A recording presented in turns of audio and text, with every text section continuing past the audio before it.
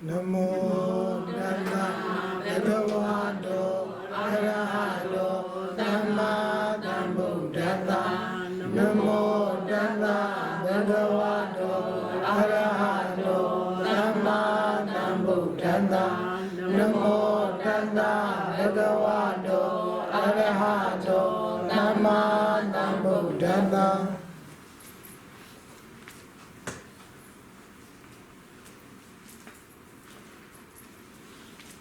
Bhikkhu we Handa Gadaka Bhikkhu Vichu Handa Gadaka Bhikkhu Vichu Handa Sura Hinda Gadaka Sura Lata Bhikkhu Yahan Vichu Zalam body Jaunya Hinda that Yahan Vichu Yahan Diloka Buddhism Sura Aluba Buddhism Yanisra, Bama, Buddhism, so you know, Yahan Lulu, Bama, Semicha. Mama go out to other Baba and Yave, Paluma, Pungi Tulumia, Buddhism. Tanama Honia, Facebook, I think India was Lambula, Ula, Point Jet of Palel, Pianama, Lucani, the Puela, Balam, the use, Tiwinable. I'm a pony about the one that went to a Gadadina. Kita tidak tu tidak ni motor join ni tidak lagi. Kita di sini semua ada dokan. Maybe dia mau kena. Dulu bala tengah uji metro dia demi apa? Kekarali semua. Hatta nayado, bada nayado. Wasa nayado damo. Isanda rendo namahido. Eko nando dindo tamahu beko. Hatha nayado bada nayado. Wasa nayado damo. Isanda rendo namahido. Eko nando dindo tamahu beko. Hatha nayado bada nayado. Wasa nayado damo. Isanda rendo namahindo. Eko nando dindo tamahu beko.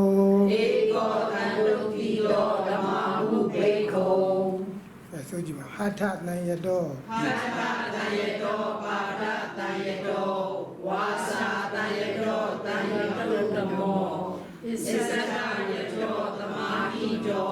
Eko nando dindo tamahu beko. Ini baga di sangsi de tuara di sangsi ko jauh ni. Sakuna nawaro tadu so biar. Tadu do dina nawaro tu. Aku di malam hatha pada wasa hatha tu dah le pada tu dah chi wasa tu dah ka no. Naya do demo no. Adi iya bu boleh. Ko no say iya ko sangsi jendi. Sangsi ame sangsi de buku. Nabi dah isanda rendo tamahido. Kameran CBN jema muili yo biro yin no tamahida tiji de say shi de buku. Tiji de say le shi me. Nabi dah dia udah ni ya eko nandong dido. Dia udah ni biro ya demi ane yang ye de. Tu miu ko dali ya so bia yahan lu khore de no. Ado hatha nayada bada nayada wasa nayada ado hatha sura ba le bada ka chi ado let chi de ko sangsi ya me de let chi de ko sangsi ya me so do ada be de twa ba le so do kayena tan waro tadu ko sangsi de the ma twa bi do ajung win la mo no wasa ya tan do daနှုတ်ကိုsangsi da ရှိရဟာနဲ့တော့ဒီဆောင်စည်းမှုကတော့အတူတူပဲပေါ့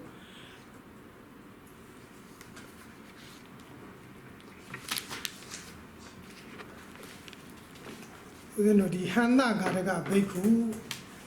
အဲ့တော့ဒီလက်ကိုမဆောင်စည်းလို့ဒီမြတ်စွာဘုရားဒီဒေသနာလေးကိုဟောတာလက်ကိုမဆောင်စည်းတဲ့ယဟန်နေအတွက်ကြောင့်ယဟန်နေကြောင့်မြတ်စွာဘုရားကစုဆုံးမတဲ့အနေနဲ့နော်ယဟန်ဆိုတာနှုတ်လည်းဆောင်စည်းရမယ်လက်လည်းဆောင်စည်းရမယ်ခြေလည်းဆောင်စည်းရမယ်နောက်ကမ္မထန်တရားအားထုတ်တာကိုလည်းပဲနှိမ့်သိရမယ်တဲ့နော်တီကြီးတဲ့သမာဓိလည်းရှိရမယ်တပါးတဲ့နေတာကိုလည်းပဲညှိုးရမယ်တင်းရောင်ရဲတင်းမှုလည်းရှိရမယ်တဲ့နော်ယဟန်ဆိုတာဒါမြတ်စွာဘုရားကလက်မဆောင်စည်းတဲ့ယဟန်တစ်ပါးအတွက်နဲ့ပတ်သက်ပြီးတော့ယဟန်တစ်ပါးနဲ့ပတ်သက်ပြီးတော့မြတ်စွာဘုရားယဟန်တော်တွေကိုဆုံးမထားတာဟဋ္ဌတယတော်ဒီဣမံဓမ္မဒေသနာတတ္ထာဇေတဝဏိဝိရံတော်ဧကံဟန္တကာတကံပိတ်ကောင်အာရပကထေတိ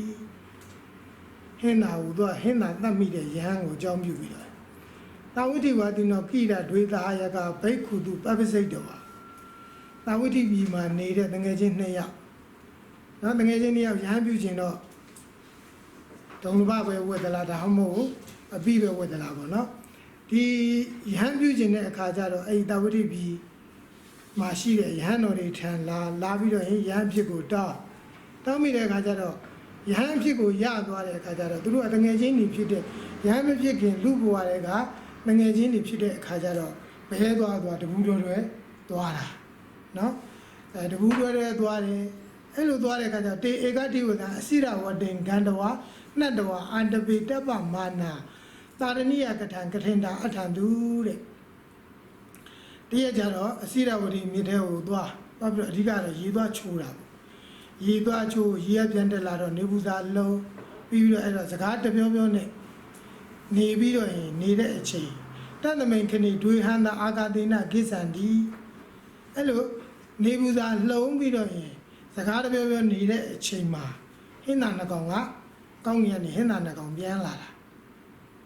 အဲ့တော့ပြောနေတဲ့စကားရပ်ပြီးတော့အထေကောတရဘိက္ခုတဲ့နော်တက္ကရံခေတဝါအင်္ဂန္တဟန္တဘောတကန္တ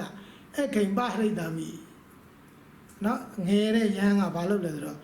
ဘေးမှာရှိနေတဲ့ကြောက်ကစတွေကောက်ခံပြီးတော့ငါပြစ်ပြမယ်တဲ့ဒီဟင်းသာရဲ့မျက်လုံးတစ်ဖက်ကအောင်ငါပြစ်ပြမယ်ဆိုတော့အဲ့လိုပြောတော့ကျန်တဲ့ဟိုအကြီးယဟန်လည်းပဲတားမြစ်သလားဆိုတော့မတားမြစ်ပဲနဲ့ဘာပြောလဲဆိုတော့နာတက်ကတာမင်းဒီလိုမင်းအပူလေးကြီးတာပေါ့မင်းမပြစ်နိုင်ပါဘူးပေါ့အဲ့ဒါပေါ်ပြောတာပေါ့နော်နာတက်ကတာမင်းမစွမ်းနိုင်ပါဘူးပေါ့မင်းမအောင်မပြစ်နိုင်ပါဘူးဆိုတော့မြောက်ပေးတယ်လို့ဖြစ်တာပေါ့ဟိုတယောက်ကပြစ်ချင်နေတာကိုနောက်တယောက်ကတော့မပြစ်နဲ့သနာပါတယ်ဘာညာဒီလိုမဟုတ်မင်းမပြစ်နိုင်ပါဘူးကွာမှန်လဲမမှန်ပါဘူးဆိုတော့တိတ်တူဣမသမိန်ပတ်တိအခီပရတိအခိန်ပါရိတာမိကဲအဲ့ဆိုရင်မျက်လုံးတစ်လုံးပဲချမ်းသာပဲတစ်လုံးကငါမှန်အောင်ပြပြတစ်လုံးလေးတော့သူရှိပါပြီပေါ့နော်နှလုံးတော့မပြဘူးပေါ့ဣဒံပိနတကိတ္တယောရီဒါလည်းမစွမ်းနိုင်ပါဘူးပေါ့တယောက်ကထပ်ပြီးတော့ပြောင်းပြီးတော့တေနဤဥပါဒာရိဒုတိယသက္ကရံကေတောဟန္တတပစ္ဆာဘာကိခိပိတဲ့အဲ့နဲ့ကျောက်စရခဲကောက်ယူပြီးတော့ဟင်းနာကိုပြစ်လိုက်တာဟန်တော့သက္ကရတတ္တံတုတ်တော်ဝနိဝတိတော်အောလောကေတိဟိုဟင်းနာလည်းခေတံကြားလို့ပြန်အကြည့်အဲ့မှာသွားပြီးတော့ခဲကဟင်းနာရဲ့မျက်လုံးကိုသွားမှန်တာအထနံဣတရံနဲ့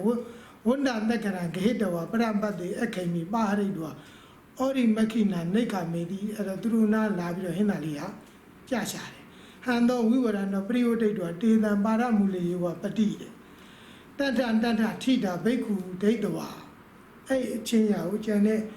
ဒီစိရဝတိမြစ်ကိုလာပြီးတော့ရေချိုးတဲ့ကျန်တဲ့ရဟန်းတွေကလည်းမြင်တော့မြတ်စွာဘုရားကိုသွားပြီးတော့ရှောက်ကြတာပေါ့ဦးဇင်းတို့ငယ်ငယ်ပြောစကားနဲ့ပြောမယ်ဆိုရင်တော့ဖះသွားတိုင်တာပါဖះသွားတိုင်တာပါအောင်တော့ဗုဒ္ဓသာသနာပပ္ပစိတ်တော်အနုစဝိကံတဲ့ဟောကတံပါဏာတိပါဒံကရွန်တေဟိမြတ်စွာဘုရားသာသနာမှာနေယဟန်ပြုပြီးတော့မလျော့ပတ်တဲ့ပါဏာတိပါဒသူ့အသက်ချင်းအလုပ်တွေကိုလုပ်တယ်ဆိုပြီးတော့မြတ်စွာဘုရားသွားပြီးတော့ရှောက်ကြတာအဲ့ဒါမှမြတ်စွာဘုရားသစ္ဆံကိရတရားဘိက္ခုပါဏာတိပါတော်ကတော့သင်တို့သူများအသက်တတ်တယ်ဆိုတာဟုတ်လားတဲ့မေးတော့သူတို့ကလည်းပဲသစ္ဆံပန်းနေမှန်ပါဗျာတပြည့်တို့သူ့အသက်ကိုတတ်မိပါတယ်ဗျာဘိက္ခုကတ္တမဧဝရူပေနေယာနိကတန်တဲ့ပပ္ပစိတ်တော်ဧဝမာကံတိသာသနာမှာနေပြီးတော့ဘာဖြစ်လို့အဲ့ဒီလိုအလုပ်ကိုလုပ်ကြတယ်လုပ်ရတာလေတဲ့ပောရဏကပန္တိတာအနုပ္ပန်နေဗုဒ္ဓေအာဂါရမစ္စေဝလမာနာ အပမတကေတုဌာနေတုကုတ်ကုတ်ဆံကရိန်တုတွန်ပနဧဝရုံပေဘုံဒသာသနိပပစိတ်တဝါကုတ်ကုတ်ဆံမတ္တံပိနာအာဂန္တိတိဝတ္တဝါတေဟိယာစီတောအတိတံအာဟရိဘုဒ္ဓေအနုပ္ပန်တွေကိုဖယားမပွင့်နဲ့နော်ဖယားမပွင့်တဲ့အချိန်တုန်းကတော့မှအခုလိုဖယားရဲ့လို့မရှိဘူးသာသနာရဲ့လို့မရှိတဲ့အချိန်တုန်းကတော့မှတဲ့ပောဓာနကပန္တိတာရှေ့တုန်းကပညာရှိတွေဟာအိမ်မှာနေတဲ့အာဂါရမစ္စေဝတမာနာနေလေအဲ့ရှေ့တုန်းကပညာရှိတွေဟာအိမ်မှာနေပြီးတော့ရင်သားကျွေးမှုမယားကျွေးမှုတွေနဲ့ဒီလိုပဲအိမ်မှာနေပြီးတော့ရင်အပမတကေတုဌာနေတုအနေငယ်များတော့ကိစ္စလေးတွေပါမှကုတ်ကုတ်စာကိုကရိန်တုပြုကြတယ်မကောင်းမှုပြုဖို့ဆိုရင်တချို့ကိစ္စလေးသေးသေးဝါကိစ္စလေးတွေတော့မှကုတ်ကုတ်စာပြုတယ်ဆိုတာဂယုစိုက်တယ်ပေါ့နော်မကောင်းမှုမပြုမိအောင်ဆိုပြီးတော့ရင်တကယ်အသေးဘွားကိစ္စလေးတွေတော့မှဂယုစိုက်တယ်တဲ့အဲ့ဒါဘယ်သူတွေလဲဆိုတော့အဲ့ဒါဖျားရဲ့လို့လည်းပဲထင်ထင်ရှားရှားမဖြစ်သေးဘူးနောက်ပြီးတော့အဲ့ဒီပုံကိုယ်တွေကယဟန်နေလားဆိုတော့လည်းမဟုတ်သေးဘူးတဲ့အိမ်ယာတီတောင်လူတို့ပေါင်းမှာနေပြီးတော့ရင်အဲ့ဒီလိုနေတဲ့သူတွေတောင်မှအနှဲငယ်သောကိစ္စလေးတွေမှာကြောင်းကြစိုက်ကြတယ်တဲ့နော်အကုသိုလ်မဖြစ်အောင်တွန်ပနာဧဝရူပေဗုဒ္ဓသာသနီပပစိတ်တေဝကုတ်ကုတ်ဆမတ္တပြီတွန်ကသင်တို့ကတော့ဒီမြတ်စွာဘုရားသာသနာကိုတဲ့နော်ငါဘုရားရဲ့သာသနာကိုဝင်လာပြီးတော့ကုတ်ကုတ်ဆမတ္တံပိနာအာဂန္တိဒီအနှဲငယ်သောကိစ္စလေးကိုတော့မှဂယုမဆိုင်ဘူးဆိုပြီးတော့မြတ်စွာဘုရားကအဲ့တော့ဘေးရန်နေရလဲတောင်းပန်တဲ့အတွက်မြတ်စွာဘုရားအတိတ်ကိုဘုရားကိုတောင်းပန်တာလဲဆိုတော့ပောဓာနာပန္တိတာအနုပ္ပန်နေဗုဒ္ဓေအာကာရဝိမေစေအိယာတီတောင်လူတို့ပေါင်းမှာနေတဲ့နော်လူဝိကြောင်တွေတောင်မှအနှဲငယ်သော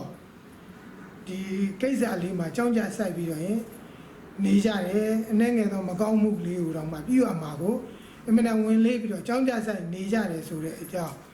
ဒါကိုသိကျင်တဲ့အခါကျတော့အခုထူးထူးဆန်းနေတာလीနော်ယဟန်တွေကဒီမှာသူများတဲ့တတ်တယ်မြတ်စွာဘုရားပြောတာကရှေ့တော့ကဘုရားရဲ့လို့ထင်ရှားမပေါ်ခင်တော့အောင်မှရှေ့တော့ကပညာရှိသူတော်ကောင်းတွေဟာတဲ့နော်အိမ်မှာနေပြီးတော့အိမ်ယာတီတောင်လူပေါင်းမှာနေပြီးတော့မကောင်းမှုလုပ်ရမှာအနှဲငယ်သောကိစ္စလေးတွေတောင်မှဂယုစိုက်ပြီးတော့နေကြတယ်ဆိုတော့ဒါရဟန်းတော်တွေကထူးဆန်းနေတော့မြတ်စွာဘုရားကိုတောင်းပန်တယ်ဒါဆိုရင်သူတို့သိလို့တဲ့အတွက်တောင်းပန်တော့မြတ်စွာဘုရားကဦးဇင်းတို့အင်မနာမထင်ရှားတဲ့ဂရုဓမ္မလို့လည်းခေါ်တယ်လေကုရုဓမ္မတဲ့ကုရုတိုင်းကသူတွေကျင့်တဲ့တရားပေါ့ကုရုဓမ္မတနည်းအားဖြင့်ပြောမယ်ဆိုရင်ဂရုဓမ္မအခုတော်တယ်လာပြီလားမသိတော်တယ်လာပြီဆိုရင်ဂရုဓမ္မအခါတော်နေ့ဆိုပြီးတော့ကျင့်ပါကြတယ်လေအဲ့ဒါဂရုဓမ္မလို့လည်းအလေးဂရုပြုရတဲ့တရားပေါ့နော်အဲ့ဒါဘာလဲဆိုတော့၅ပါးသီလပဲအဓိကတော့၅ပါးသီလနောက်ကုရုဓမ္မလို့လည်းခေါ်တယ်ကုရုဓမ္မဆိုတာလည်းပဲဒီ၅ပါးသီလပဲဂရုဓမ္မလို့လည်းပဲခေါ်ရရှိတယ်ပေါ့နော်ဂရုဓမ္မလည်းပဲ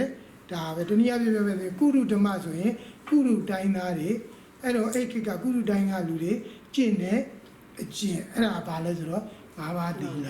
သူတဲ့မတတ်တဲ့သူများဥစ္စာမခုံးတဲ့သူတစ်ပါးသားမရမပြမနဲ့လိမ်မပြောနဲ့ရက်သေးစားမတောက်စားနဲ့အဲ့၅ပါးသီလပဲ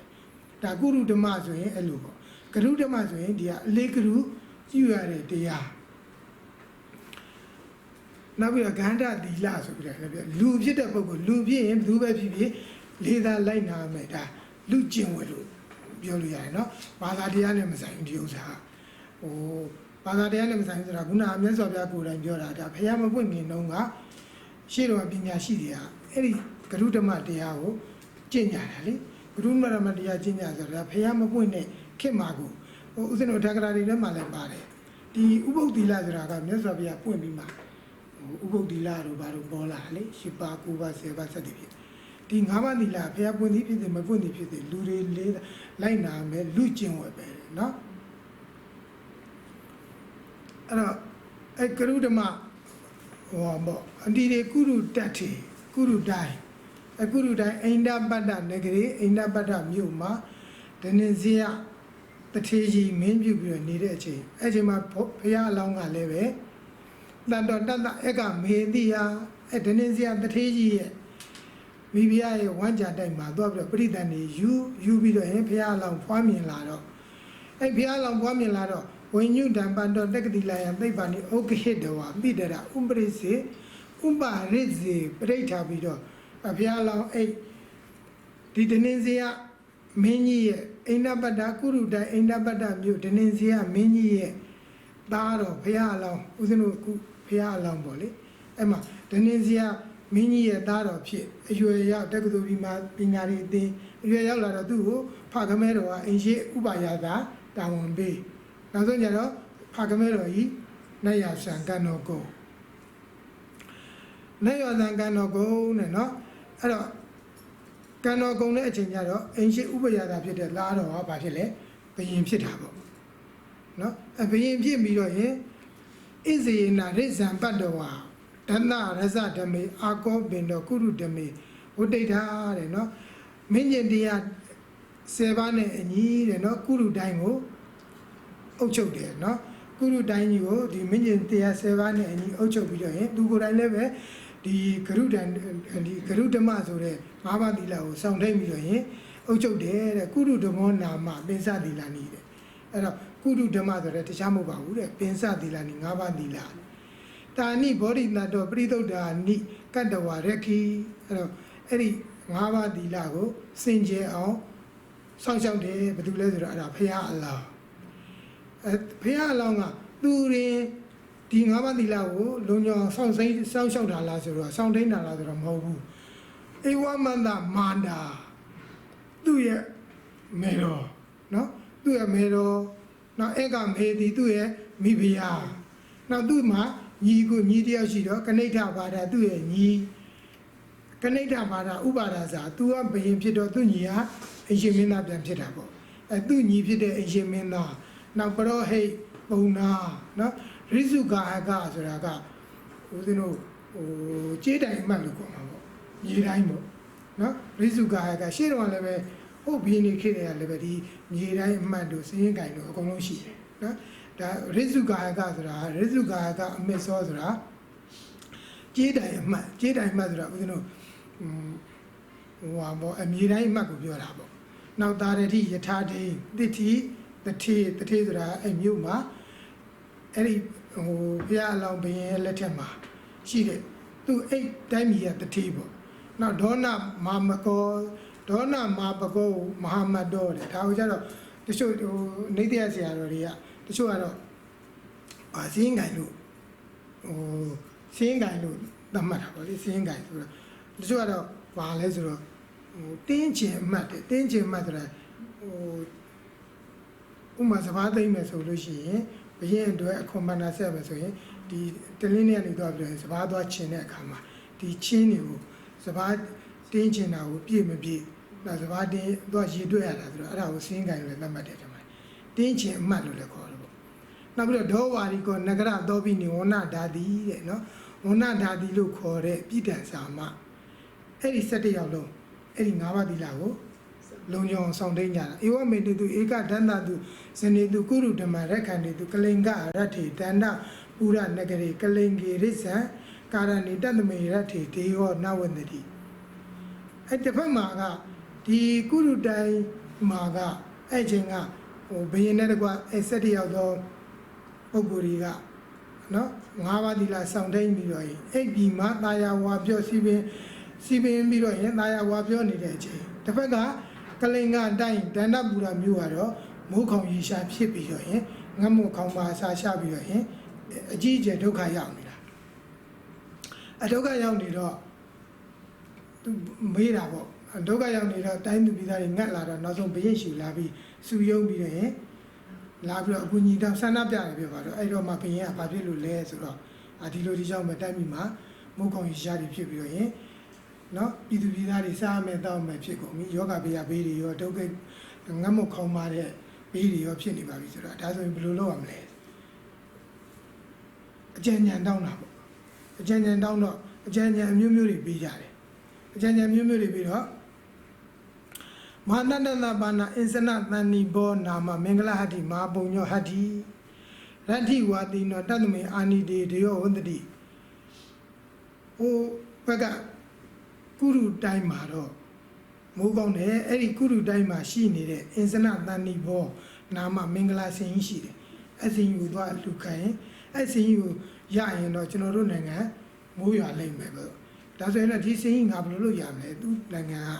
စီပင်ဝါပြောတယ်နောက်ပြီးတော့အင်အားလည်းတို့တဲ့ကြီးတယ်သွားပြီးတော့တို့ဒီစင်ကြီးသွားပြီးတော့မနိုင်နိုင်ဘူးပေါ့မနိုင်နိုင်ဘူးဆိုတော့ဘယ်ကမဟုတ်ဘူးတို့စစ်ထိုးစရာမလိုဘူးကျန်တဲ့ပုံသားတွေကသွားပြီးတော့အလှခံတာပေါ့သူ့ရဲ့တရင်ကလည်းဟိုဖះလောင်းရဲ့တရင်ကလည်းအဲ့ဒီကျုံးလုံးအကုန်လုံးပြန့်နေတာဟုတ်အင်မတန်မှအလှဒါနမှာရေရောဆိုတာကိုပြန့်နေတဲ့အခါကျတော့သွားပြီးတော့ရင်စင်ကိုသွားပြီးတော့ရင်အလှခံတာအစင်ကိုသွားအလှခံတော့အခါတဲ့ဖះလောင်းကလည်းပဲသူတို့ကိုတွေ့တယ်ဆိုပြီးတော့သူတို့ကိုတွေ့တယ်ဆိုလာအလှခံတဲ့လူတွေတွေ့တော့ဘာအလှရှိလဲအလှရှိတာဆိုတော့သူတို့ကဆင်ရလိုအပ်တယ်ဆိုတော့ဆင်ကြီးကိုလှူလိုက်တာသူတို့ကတော့ရွှေနဲ့လဲဖို့ပေါ့ရွှေနဲ့လဲကြမလို့လိုချင်အကုန်ယူသွားအဆောင်ရောင်တွေရောဘာတွေရောအကုန်ယူဆင်ရဆင်လက်ရလက်ပြီးတော့ဆင်မှာဆင်ရမယ့်အဆောင်ရောင်တွေဘာများလူမလဲဆိုတာတော့ဖះလောင်းကြည့်လိုက်တယ်အဲ့တော့ဘာမှမလူတော့အဲ့ဆင်ကြီးကိုပေးလိုက်တာပေးလိုက်ပြီးတော့လည်းပဲဆင်ပေးလိုက်တော့လည်းပဲမိုးရွာလာဆိုတော့မရွာတော့ဆင်ကြီးပြန်ပို့အဲ့တော့ဆင်ဒီထဲမှာဆင်ပြူကတော့ဘာမင်္ဂလာဆင်ဆိုပြီးတော့ရင်ပေါ့အဲ့တော့ဆင်ကြီးပြန်ပို့တယ်ဆင်ပြန်ပို့မိုးမရွာတော့ဘာလို့မရွာလဲနောက်ဆုံးဆုံးလန်းတော့ဒီကုရုတိုင်းကတော့တဲ့ကုရုတိုင်းကဘယင်းနဲ့တကွကျန်တဲ့7ယောက်တည်းကအဲ့လိုဂရုဓမ္မကိုသူတို့လိုက်နာကျင့်သုံးကြတယ်ပေါ့အဲ့ဒါဆိုရင်အဲ့ဂရုဓမ္မကိုသွားတောင်းကြည့်ဆိုပြီးတော့ရင်ဟိုရွှေပေလွာတွေနဲ့သွားပြီးတော့ရေးပြီးတော့သွားတောင်းကြတာသွားတောင်းတော့အဲ့ဒီမှာမှတ်သားစရာတော့ဦးဇင်းတို့ခုနပေါ့မြတ်စွာဘုရားပြောတဲ့ဟိုပောဓနကပန္တိတာအနုပ္ပန္နိဗုဒ္ဓေအာဂါရမစ္စေဝတ္တမာနအပ္ပမတ္တကေပိဌာနေတုကုက္ကုဆံကရိန်တုဆိုတာကရှင်းတော့ငါတဲ့နော်ဖះရဲ့လို့အထင်ရှားမရှိခဲ့တဲ့အချိန်တော့ကတော့မှရှင်းတော့ပညာရှိသူတော်ကောင်းနေနော်အိမ်အတီတောင်လူတို့ဘောင်မှာနေပြီးတော့ရင်အနှဲငယ်သောကိစ္စလေးတွေတော့မကောင်းမှုပြုလုပ်ဖို့ရအနှဲငယ်သောကိစ္စလေးတော့မှအင်မတန်မှတတိထားကြတယ်ဂရုစိုက်ကြတယ်နော်အဲ့ဒါဆိုအဲ့ဒီပုံမှာကုတ်ကုတ်စားလည်းဖြစ်ကြတယ်တဲ့အဲ့ဒါကိုသိချင်တာအဲ့မှာတွားပြီးတော့ရင်၅ပါးသီလသူတို့လိုက်နာကျင့်သုံးတဲ့၅ပါးသီလကိုတွားတောင်းတဲ့အခါကျတော့ဟိုဖះလောင်းက၅ပါးသီလကိုဟိုပေးဖို့အရေးကိုသူ့ကိုသူကသီလဒီ၅ပါးသီလကိုမစင်ကြယ်ဘူးလို့ယူဆတာလေဘာလို့ယူဆလဲဆိုတော့ခုနအနှဲငယ်သောကိစ္စလေးမှာတော့မှတန်တရားဖြစ်တယ်ဆိုတာကအဲ့ချိန်မှာဖះလောင်းကဘယင်ဆိုတော့သူတို့နိုင်ငံမှာကုရုတိုင်းမှာတနစ်တကကျင်းပတဲ့ပွဲလမ်းတစ်ပင်မှာသူတို့မြားအစွမ်းပြတော့မြား၃စင်းကတော့အရက်လေးမျက်နှာကိုသွားပြမြားတစ်စင်းရေထဲကိုပြစ်လိုက်တဲ့မြားကိုသူမတွေ့လိုက်တော့ဒီမြားငါတော့သွားဆိုင်ပြီဆိုပြီးတော့အဲ့မှာတန်တရားဖြစ်ပြီးတော့သူတီလာတော့ပျက်စီးပါပြီဆိုပြီးတော့လေအဲ့သူတီလာတော့ပျက်စီးပါပြီဆိုပြီးတော့သူကနောက်ဆုံးရေးတော့ပြလိုက်တယ်အဲ့တော့ငါရဲ့ဒီလာပေါ်မှာအဲ့လိုတန်တရားရှိတယ်အဲ့တော့ငါမေတော်ကြီးကတော့ဒီသီလပေါ်မှာတန်တရားမရှိတော့ငါမေတော်ကြီးကတော့လုံကျော်လောက်တယ်အဲ့မေတော်ကြီးရှိတည်ဆင်သွားပါဆိုပြီးတော့ခုနလာပြီးတော့သီလကိုလာယူတဲ့လူတွေကိုအဲ့မေတော်ကြီးရှိလွတ်လိုက်တာမေတော်ကြီးကလည်းပဲသူ့သားကနေပြီးတော့သူ့ကိုလက်ဆောင်ပေးထားတဲ့ဒီစံတကူးနဲ့ရွှေပန်းခိုင်ပေါ့အဲ့ဒါတခြားဘယင်တွေကနေပြီးတော့ဦးဇင်းတို့ဖះလောင်းဘယင်မြတ်ကိုလာပြီးတော့ပန်းနာဆက်ထားတဲ့ဟာအဲ့ဒါကိုဦးဇင်းတို့ဖះလောင်းဘယင်ကသူ့ရဲ့ဟိုမေတော်ကြီးကိုတခါဟိုပူဇော်လိုက်တာပေါ့နော်ကြော့လိုက်တာအဲ့ဒါဥမာတခါသူကသူ့မှာချွေးမနှစ်ယောက်ရှိတာဟုတ်ခုနဖះလောင်းရဲ့မိဖုရားရဲ့မိဖုရားဖြစ်တာရဲ့နောက်ပြီးတော့အိမ်ရှိဥပယတာရဲ့ဇနီးရဲ့အငယ်ချွေးမကဆင်းရဲတယ်ဟိုအကြီးချွေးမတော့မိဖုရားဆိုတော့ချမ်းသာတာပေါ့လေအဲ့မှာခုနကဦးဇင်းတို့ဖះလောင်းရဲ့မေတော်ကစဉ်းစားတာအငယ်ဖြစ်တဲ့သူတော့အဲ့လိုအဖိုးတန်တဲ့အဖိုးတစ်သိန်းထိုက်တန်တဲ့ခုန12ခုအနှစ်ကိုပေးလိုက်ပြီးတော့ဟိုမိဖုရားကိုတော့အဖိုး1000ထိုက်တန်တဲ့ရွှေပန်းကန်ကိုပေးလိုက်တာအဲ့တော့သူကစဉ်းစားတော့ကြတော့အမှန်ဆိုရင်သူတို့ဆေးရတာချမ်းသာတာငါလည်းမဆိုင်ဘူးပေါ့နော်ငါပေးရမှာငါလိုက်နာမှာကအကြီးဆိုရင်တမိုးကြီးတယ်အပေးအငယ်ဆိုရင်ဒါသူတို့ရှိတဲ့စီကန်းတွေလည်းရှိပါဘူးအဲ့တော့အဲ့ဒီဥစ္စာကိုငါမပေးမိတော့ဒါတော့ငါတော့ငါးပါးဒီလာစောင့်ထိန်တဲ့သူဖြစ်ပါရဲ့နဲ့ငါဒီလိုလုပ်မိတာ ငါတီလာတော့ပြက်ပါပြီဆိုပြီးတော့သူကလည်းအဲ့လိုတန်တရားရှိတာတန်တရားရှိတော့မှန်းတော့သူတို့တန်တရားရှိတာတကယ်တမ်းတော့သူတို့ကစေတနာနဲ့လုပ်ခဲ့တာတခုမှမပါဘူးလေခုနဖះလောင်းဆိုရင်လည်းပဲမြားပြစ်လိုက်တယ်မြားသူကသူအစွမ်းပြပြီးတော့ပြစ်လိုက်တာဘာလို့မှမသေးဘယ်သူတော့ထိပါစီဆိုတော့စံနာမျိုးမရှိဘူးနောက်ပြီးတော့ငါ့ကိုထိမထိလည်းပဲမသိဘူးပေါ့အဲ့တော့ဒီသီလဆိုတာကသီလကျိုးပြတယ်ဆိုတာဦးဇင်းကတကယ်ကိုစေရနာပါမှာပေါ့နော်စေရနာပါရင်ကံလည်းမြောက်တယ်သီလလည်းကျိုးပြသွားတာပေါ့အဲ့ပေါ်မှာဥပမာအကောင်လေးသမီးတွေကိုကတကယ်တတ်လူစိတ်နဲ့တတ်လိုက်တဲ့ဥစ္စာကကိုကသီလစောင့်တည်ထားရတဲ့ဒီအကောင်လေးကိုသွားပြီးတော့တတ်လူစိတ်နဲ့တတ်လိုက်ရင်သီလကျိုးသွားတာအဲ့လိုမျိုးလမ်းသွားရင်းနဲ့တက်နေပြီးတော့လူကိုမသိပြင်သေးသွားတာမျိုးပါမျိုးကြတော့လည်းပဲဒါကိုသူ့ကိုတက်လူတဲ့စေတနာမပါတဲ့အတွက်သီလတော့မကျိုးဘူးပေါ့ကံလည်းပဲမမြောက်ဘူးပေါ့အဲ့ဒါမျိုးနောက်တစ်ခါအဲ့လိုအစဉ်အစဉ်သွားလိုက်တာနောက်ဆုံးပြည်တန်တာရှိပေါ့ခုနအင်းရှိဥပ္ပယသာကြတော့လေသူကလည်းပဲအဲ့လိုပဲတန်တရားရှိတော့နော်တန်တရားရှိတော့နောက်တစ်ယောက်လွတ်အင်းရှိဥပ္ပယသာဒီမှာတစ်ခုတော့ပါတယ်အဲ့အင်းရှိဥပ္ပယသာရဲ့ဇနီးချွေးမအငယ်တော့ဒီထဲမှာမပါဘူးသူကြောတော့ဟိုဟာတွေကလည်းအဲ့လိုပေါ့မြေတိုင်းမှတ်ဒီနောက်တင်းချင်မှတ်ဒီနောက်ဆုံးကပါလေပြည်တန်စာပြည်တန်စာရှိရောက်တော့ပြည်တန်စာကဒီညမှာဒီဥစ္စာတွေကအရင်သဘောကျဖို့ကောင်းတာဦးဇင်းကလောကမှာဆိုရင်ပြည်တန်စာဆိုရင်အထင်သေးလိုက်တာပဲလေလိုထင်သေးပြီးသားဖြစ်နေတာပြည်တန်စာဆိုတာလေအဲ့တော့ဒီပြည်တန်စာကြတော့တကယ်ကိုငါးပါးသီလကိုသူလုံတာပေါ့အဲ့တော့တရားမင်းကသူ့ရဲ့အကျင့်သီလကိုစမ်းကျင်တော့ငွေတစ်ထောင်လားပေးသူနဲ့ပြောပါဖို့တော့ငွေတစ်ထောင်လားပေးသို့တော့မပြောပါခင်သူကတာဝရဏပြန်သွားပြီးတော့ရင်လာပေါင်းများစွာကြားနေပြီလေ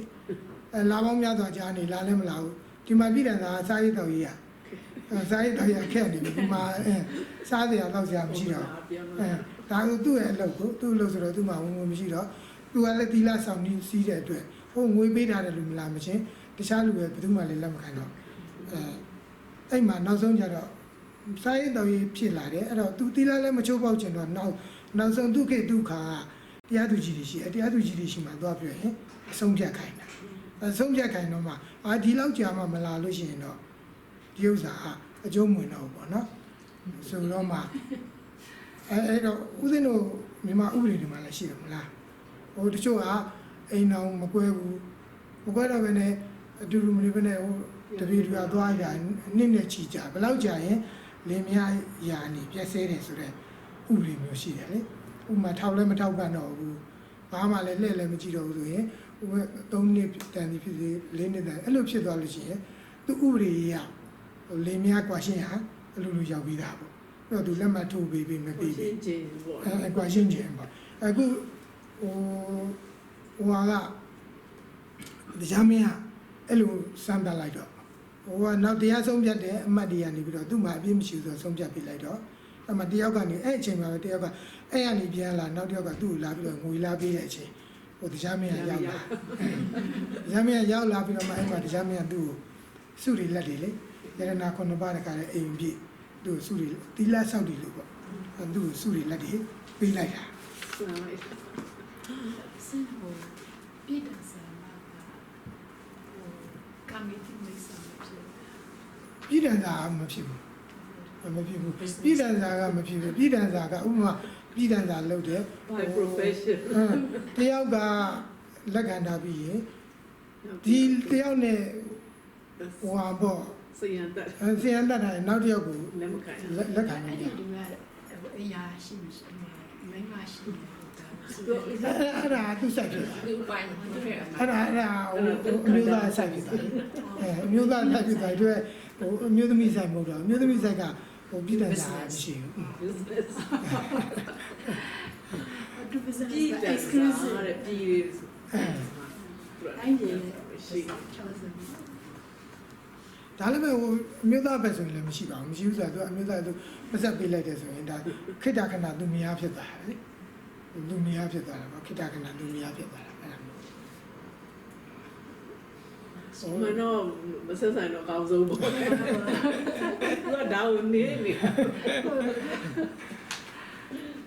အာဘဒံကုရုတံမကုရုဓမ္မဒိဋ္ဌဝါသမာဒာယသာဓုကံတတ္တရတ္ထိတေယောပါဝိတိနောက်ဆုံးပေါ့အဲ့လိုသွားရင်းနဲ့နောက်ဆုံးအကုန်လုံး7ယောက်လုံးစုံသွားပြီးတော့အဲ့ဒီဟိုကုရုဓမ္မလို့ခေါ်တဲ့၅ပါးသီလကိုယူသွားပြီးတော့ခုနကလင်္ကာတိုင်းကိုပြန်သွား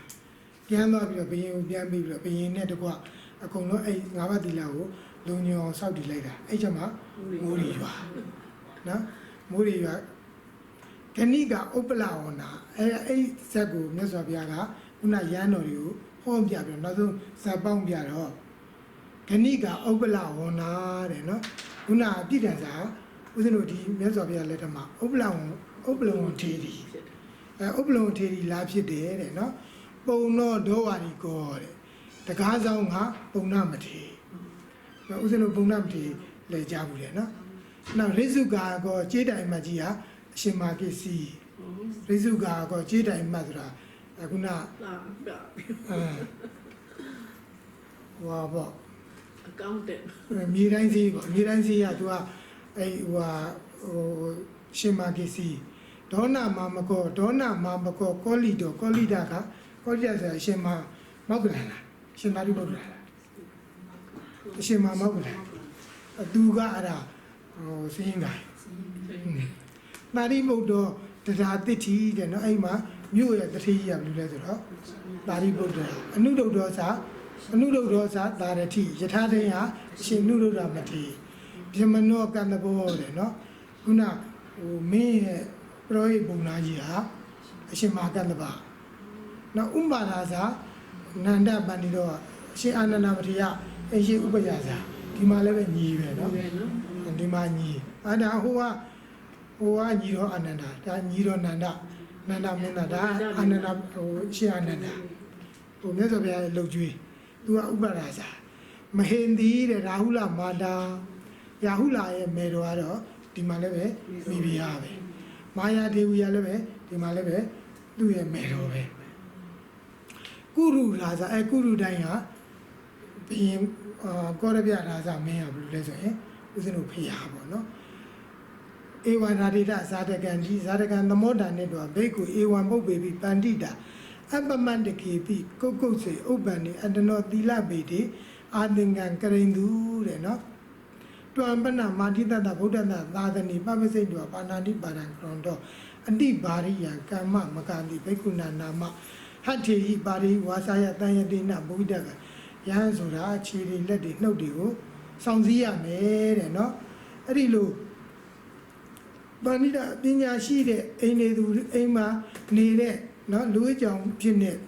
ပညာရှိပုဂ္ဂိုလ်တွေတောင်မှအနှဲငယ်သောကိစ္စလေးတွေမှာကုက္ကုဆဖြစ်သေးရင်တဲ့နော်ယဟန်နေရပို့ပြီးတော့ရင်ကုက္ကုဆဖြစ်ရမယ်တဲ့အဲ့တော့ဥဒ္ဒသီလဆောင်တည်တဲ့နေရာမှာအခုလိုပေါ့လေဒီလောက်ဒီအောင်ဦးဇင်းတို့အလေးကရုပြုပြီးတော့သီလဆောင်တည်ရင်သီလမလုံးကြုံစရာဘာမှအကြောင်းမရှိဘူးနော်သီလလုံးကြုံစရာမလုံးကြုံစရာသီလချိုးပေါက်စရာအကြောင်းမရှိဘူးအခုဒီမှာဆိုရင်တကယ်ကိုဟိုအနှဲငယ်သောကိစ္စလေးတောင်မှသူတို့သီလချိုးပေါက်ပြီးလို့ထင်နေတာနော်ဟတ္တတန်ယတော့ပါဒတန်ယတော့ဦးဇင်းတို့ဒီမှာဟိုပြီးကြတဲ့ဘက်ကပြောတယ်မလားကာယေနတံဝရောတာတုကာယေနမှာကာယပလာဒရှိတယ်ခုနကာယဝိညာဉ်အခုနဒီယဟန်တော်တွေဆိုလို့ရှိရင်ဒီခက်ကိုဟိုပြစ်လိုက်တာဒါကာယဝိညာဉ်ပဲပေါ့နော်ကာယဝိညာဉ်နဲ့သူတို့ကဟိုသေးသေးအောင်ပြစ်လိုက်တာဒါကာယဝိညာဉ်နဲ့သူကဒါကိုဒီမှာကာယဆိုတာကိုကာယဝိညာဉ်ကိုလည်းခေါ်တယ်ကာယပလာဒကိုလည်းခေါ်တယ်ဥစဉ်တော့အိယာကောင်းကောင်းနေအိယာလို့နောက်အဝတ်ကောင်းကောင်းနေဝေးရလို့ဒီအဝတ်ကအထီအတွေ့အနုညံ့အဲ့ဒီမှာလာရရင်လည်းပဲဒါကာယပလာဒပေါ့အဲ့ဒါဆိုရင်လည်းပဲအဲ့ဒါကိုလည်းပဲဥစဉ်တော့စောင့်စည်းနိုင်အောင်စောင့်စည်းရမယ်လုံခြုံအောင်စောင့်စည်းရမယ်အဲ့ဒါကိုစောင့်စည်းနိုင်ရင်အခုဆိုမဖြစ်ဘူးပေါ့ကာယပလာဒကိုလည်းစောင့်စည်းရမယ်ခုနကကာယဝိညာဉ်နဲ့သူတို့ဘာဒုက္ခရောက်စေမယ့်ဟာတွေကိုလည်းပဲ ဦးစင်းတို့ဆောင်စည်းရမယ်ကာယဝိညာဉ်ဆိုလို့ခြေရောလက်ကောဒါကာယဝိညာဉ်မဟုတ်လားဟုတ်တယ်တခါလေကျတော့ဦးဇင်းတို့ခြေတွေလက်တွေကလေးဘွားတော့ရှိမှာပေါ့ခွေတွေကန်လိုက်နော်ဟိုတွေကန်လိုက်အဲ့လိုမျိုးပေါ့လက်တွေနဲ့ပဲလက်ကကလေးဘွားကဟိုကဲကောင်ဟိုကောင်ပြစ်လိုက်ဒီကောင်ပြစ်လိုက်ဒါကာယဝိညာဉ်ကိုမဆောင်စည်းတာနော်ဦးဇင်းတို့ကအကုသိုလ်မဖြစ်ဖို့ဆိုရင်ကာယဝိညာဉ်ကိုလည်းပဲဆောင်စည်းရမယ်နောက်ပြီးတော့ကာယပတာဒမှာတွေ့ကြုံလာမဲ့ဒီဖုဒ္ဓဘာဆိုတဲ့အတွေ့အထိပုံမှာလည်းပဲဒါအဲ့ဖုဒ္ဓဘာဆိုတဲ့အတွေ့အထိပုံမှာတာယာတဲ့အကုသိုလ်ကိုလည်းပဲစောင့်ကြည့်ရမယ်။နောက်ပြီးတော့ရင်တာယာတဲ့အကုသိုလ်နောက်မတာယာရင်လည်းပဲဥစဉ်ကကာယမတာရကြတော့မတာယာရင်လည်းပဲဥစဉ်ကအကုသိုလ်မရှိဘူးလားဆိုတော့ဖြစ်တာပဲ။တခါတလေအဲ့ရမမကြီးအဲ့ရစိတ်ကမကြည်လို့မကြည်လေရင်ဒါအကုသိုလ်ဖြစ်နေတာပဲပေါ့နော်။အဲ့လိုမျိုးအဲ့ဒါကိုလည်းပဲဥစဉ်ကစောင့်ကြည့်နိုင်အောင်ကြိုးစားမယ်။နောက်ဆုံးတော့စောင့်ကြည့်တယ်ဆိုတာဒီဟာတွေအကုသိုလ်မဖြစ်အောင်ဆိုရင်သိခံရတာပဲပေါ့မျက်စိလည်းပဲသိခံရတာတခါလေမျက်စိနဲ့အမြင်မတော်လဲ तू ကတော့ကိုယ်အမြင်မတော်လောက်တာလားဆိုတော့မဟုတ်ဘူးခုနဒီအာယုံတွေပေါ့အာယုံတွေဆိုတာကအာယုံတွေကကြောင့်ဦးဇင်းတို့ကအကုသိုလ်တွေဖြစ်တယ်အဲ့အာယုံတွေကကိုယ်မျက်စိကိုလာတိုက်တဲ့အခါမှာသူ့ရဲ့ရည်ရွယ်ချက်ကဒီလူတော့ငါမြင်ပြီးအကုသိုလ်ဖြစ်ပါစေလို့ဆိုတဲ့စိတ်ကမရှိဘူးเนาะ तू နဲ့ဘာမှမဆိုင်ဘူးကိုယ့်အကူအကုသိုလ်ဖြစ်နေတာကိုယ့်ရဲ့ခံယူချက်ကိုယ့်ရဲ့နှလုံးသွင်းနဲ့ပဲဘိုးကဘာဖြစ်နေလို့အကုသိုလ်ဖြစ်နေတာသူတို့ဘာရဲ့ဟိုအစင်းအနံ့ရတာဒါတွေကိုကြည့်ပြီးတော့ရင်အပဖြစ်တဲ့အစင်းအနံ့ရတာဒီအာယုန်တွေကိုကြည့်ပြီးတော့သူကတော့ကိုယ့်ကိုဘာရည်ရွယ်ချက်မှမရှိဘဲနဲ့သူ့လုံမြဲတိုင်းလုံသွားတယ်သူအဝိဇ္ဇဆိုလည်းသူကဝင်မြဲတိုင်းဝင်သွားတယ်ဥပမာလမ်းသွားတယ်ဥပမာဒီခွေးတွေပါလေတချို့ခွေးကြောင်နေလို့ရှိမလားဟိုခွေးကြီးတဲသွားဒီခွေးကြီးကိုခွေးမစင်ကိုကိုကတွေ့လို့လမ်းသွားရင်အဲ့ဒါနှလုံးမသွင်းတဲ့ကိုကအလကားနေအကုသိုလ်ဖြစ်တာပေါ့နော်ဒီလူတွေစိတ်ကံကိုမရှိဘူးဆိုပြီးတော့ဟင်အကုသိုလ်ဖြစ်တာ तू ကတော့ကိုယ့်ကိုအကုသိုလ်ဖြစ်ပါစေဆိုတဲ့ဆန္ဒရှိလားဆိုတော့မရှိဘူးအဲ့တော့အာယုန်နဲ့ပတ်သက်နေလို့ရှိရင်အာယုန်ကသူတို့အနေနဲ့သူတို့ပဲသူ့ဘာသူရက်တည်နေတာအဲ့ဒါကိုယ်နှလုံးသွင်းမကောင်းတာနဲ့တည်းကကိုယ်မှလာပြီးတော့ဟင်အကုသိုလ်တွေဖြစ်တာအဲ့ဒါအကုသိုလ်တွေမဖြစ်အောင်ဆိုရင်ဦးဇင်းတို့ကတီးလက်ခံရမယ်နောက်ပြီးတော့ရင်တတိနဲ့လည်းပဲစောင့်ရှောက်ရမယ်နော်ယောနိတော်မနတိကာရကိုလိုလားဆိုတော့လိုတာပဲယောနိတော်မနတိကာရနှလုံးသွင်းလည်းပဲလိုတယ်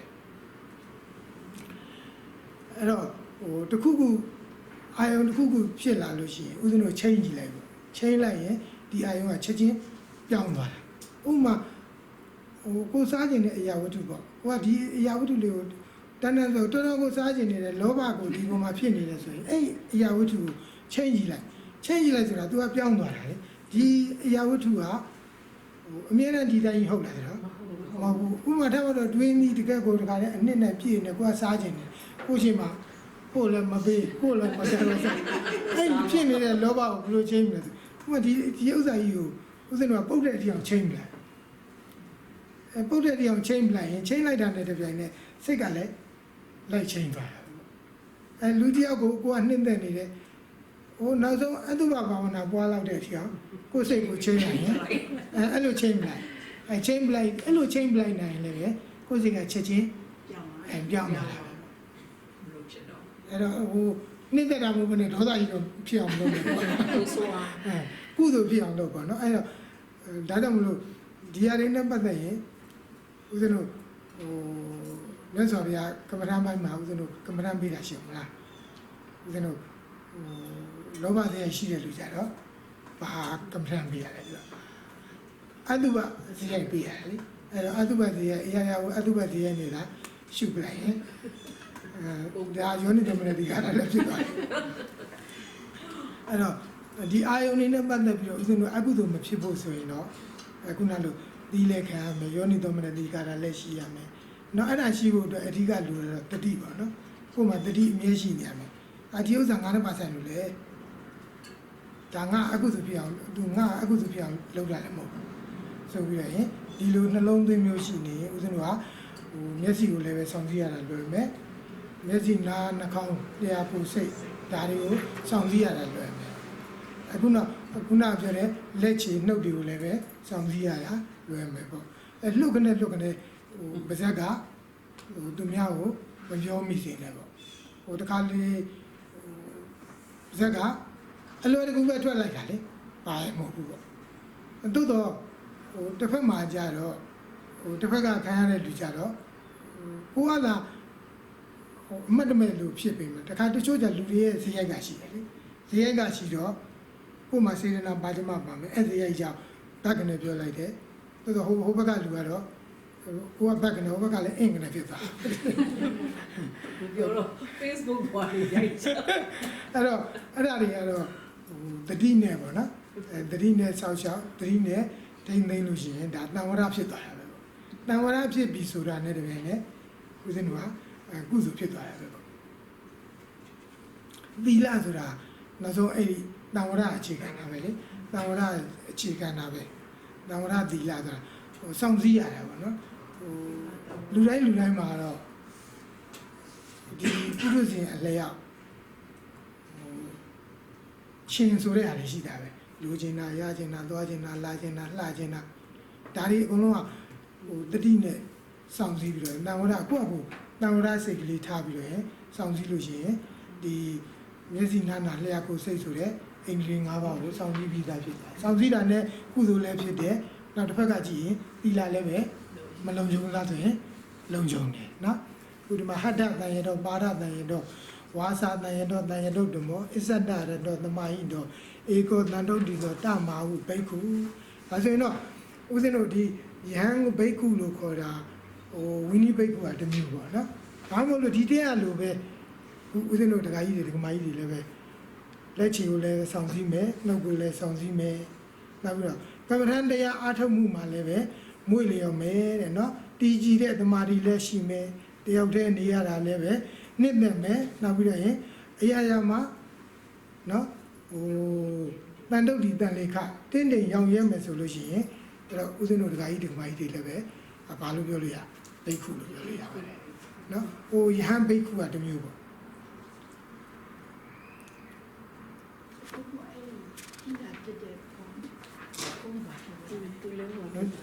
ဒီထဲမှာလားဒီမှာဒေသနာဝါဒန်သောတာပတိဖလာတိနိဘာဘူးနေသူတဲ့နော်ဘယ်သူဖြစ်တာတော့မပါဘူးလေဒီမှာ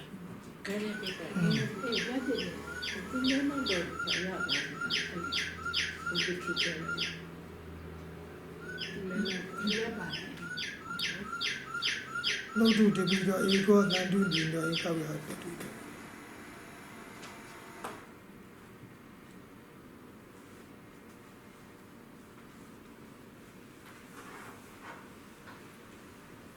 ဒေသနာဝါဒန်ဘဟုသောတာပတိဖလာတိနိဘာဘူးနေသူဒီထဲလေးမှာဒီဓမ္မပဒထဲမှာတော့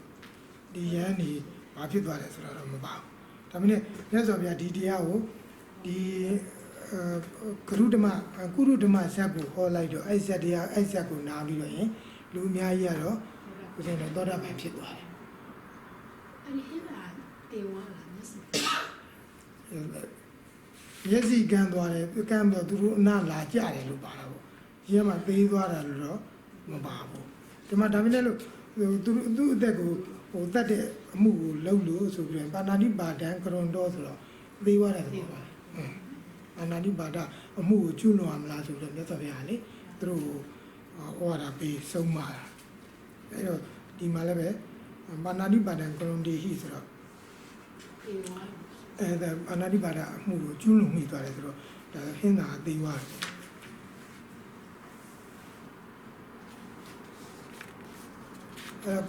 ဟိုကုရုဓမ္မဇတ်ကိုတော့အကုန်လုံးတော့မပြောတော့ဘူးပေါ့ခုနကတော့နည်းနည်းပဲပြောပြတယ်နည်းနည်းပဲပြောပြတယ်အဲ့မှာခုန7ရောက်သောပုဂ္ဂိုလ်တွေက၅ပါးသီလကိုစောင့်ထိန်ခဲ့ကြတယ်၅ပါးသီလကိုဘယ်လောက်တောင်စောင့်ထိန်လဲဆိုရင်ဟိုသီလမကျိုးနိုင်တဲ့အရာလေးတွေတောင်မှသူတို့ကဂရုစိုက်ပြီးတယ်အဲ့ဒီပုံမှာဂရုစိုက်နေမှာတန်တရားကိုရှိတယ်ငါတို့တော့သီလမလုံးကြုံဘူးဆိုပြီးတော့ထင်နေတာပေါ့နော်ကဲဆိုတော့ဟထတန်ရင်တို့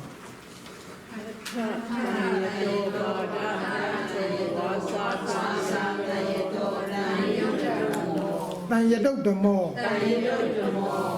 စ္စဒရတောသမာဟိတောဧကောတန္တုတိတောဓမ္မာဟုဘိက္ခုတမာဟုဘိက္ခုဘိက္ခုလက်ကိုကိုစာစီရှိကို ဆောင်စည်းနှုတ်ကိုဆောင်စည်းအရာရာကိုကောင်းစွာဆောင်စည်း၍ကမ္